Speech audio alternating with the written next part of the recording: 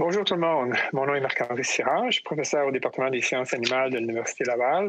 Et ce matin, je vous présente une capsule sur un projet qui débute essentiellement depuis quelques mois sur la comparaison des vaches qui viennent de fécondation in vitro à celles qui sont produites par insémination artificielle. C'est un projet en collaboration avec Bovitech, donc Rémi Lévesque, Patrick Blondin et le chercheur Roger Q de l'Université McGill. Et l'étudiant qui a commencé à travailler sur ce projet-là, Simon Lafontaine, a commencé à colliger les données. Alors, je vais vous expliquer un peu en quoi consiste ce projet-là. Alors, le projet consiste à comparer les phénotypes, donc les filles qui sont nées de fécondation in vitro versus celles d'insémination artificielle, parce qu'on se rend compte que le in vitro a des influences, je dirais, sur les embryons qui sont produits, qui sont un petit peu différents. On a un peu le même phénomène chez l'humain où les bébés éprouvettes, les enfants de fécondation in vitro sont un petit peu différents des enfants qui sont issus de fécondation naturelle. Donc, on essaie de comprendre est-ce que les in vitro vont être avantagés, désavantagés au niveau de production de lait ou de la santé. Donc, on va comparer les phénotypes de ces animaux-là dans un premier temps. Et aussi, on va essayer de voir est-ce que les conditions de culture des embryons, etc., peuvent avoir un impact sur ce que la génisse va avoir comme production ou comme fertilité par la suite.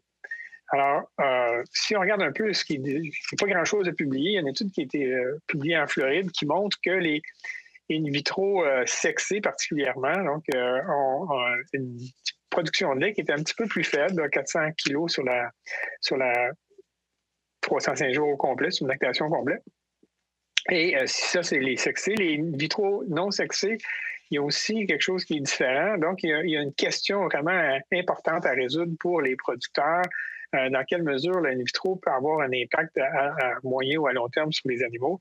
Et donc, on veut répondre à cette question-là en faisant des analyses, non pas juste sur une ferme comme ça a été fait ici, mais sur une grande quantité de données. Alors, pour ça, on a les données qui viennent de Lactanet, où on va être capable d'avoir tout le niveau de production des filles, même pouvoir comparer avec leur mère. On va avoir aussi toutes les données génétiques, la valeur génétique de ces animaux-là.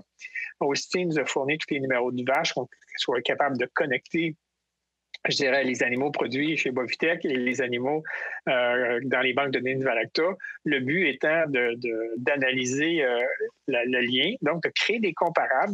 On va faire un peu des paires. Donc, on va prendre des génisses in vitro dans un troupeau, puis on va prendre dans le même troupeau, idéalement, une génisse qui est née la même année avec un potentiel génétique comparable, mais qui a été conçue par insémination artificielle, puis on va les comparer comme ça. Donc, ça, c'est une comparaison très puissante parce que ça tient compte du même environnement.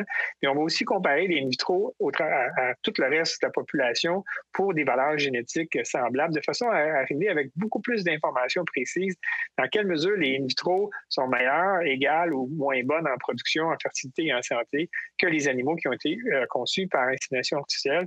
Puis à cause de Valacta, puis de notre structure, on est probablement les mieux placés au monde pour être capable de faire ces analyses-là. Donc, on est bien content d'avoir reçu le financement de Valacta, de Cribic, de CIMEX, Bovitech et de Novalet pour être capable de réaliser ce projet. Alors, on espère que l'année prochaine, il va y avoir des résultats intéressants à vous présenter. Merci beaucoup.